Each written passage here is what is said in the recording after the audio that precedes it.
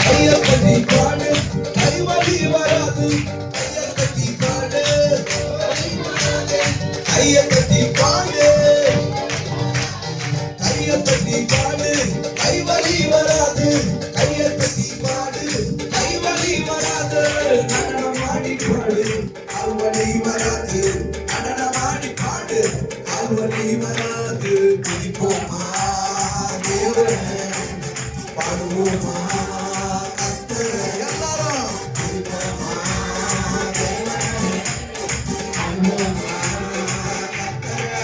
ஆமென். குதிப்போமா தேவனே, பாடுவோமா கர்த்தரே. குதிப்போமா தேவனே, பாடுவோமா கர்த்தரே. வாயை திறந்து பாடு, வாய்வலி வராது. வாயை திறந்து பாடு, அப்புறம் வாய்வலி வராது. வாயை திறந்து பாடு, வாய்வலி வராது. வாயை திறந்து பாடு, வாய்வலி வராது. சிரிச்சு துடிச்சு, சிரிச்சு துடிச்சு பாடு, பல்லுவலி வராது. சிரிச்சு துடிச்சு பாடு, பல்லுவலி வராது.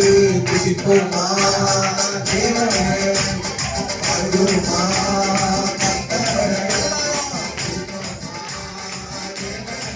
ஆமென். பாடுவோமா கர்த்தரே. துதிச்சு பாரு, காற்றல் காத்து வராது. துதிச்சு பாரு, சோர்வு இருக்காது. ஆராதிச்சு பாரு, வராது. துதிச்சு பாரு, சோர்வு இருக்காது. குதிப்போமா தேவனே, பாடுவோமா ஆமென். பாடுவோமா கர்த்தரே.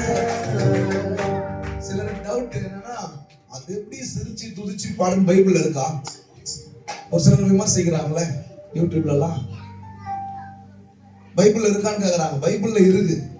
மகிழ்ச்சியோடு கர்த்தருக்கு ஆராதனை செய்யுங்கன்னு போட்டு. இப்ப இந்த மகிழ்ச்சியோடு கர்த்தருக்கு நான் எப்படி ஆராதனை செய்யுது? சோதனை ஆண்டவர் போட்டு தரப்பா, அவதான் பா, இவன் தான் பா அப்படின்னா அதுவா மகிழ்ச்சி? அப்படி ஆராதனை செய்யறது.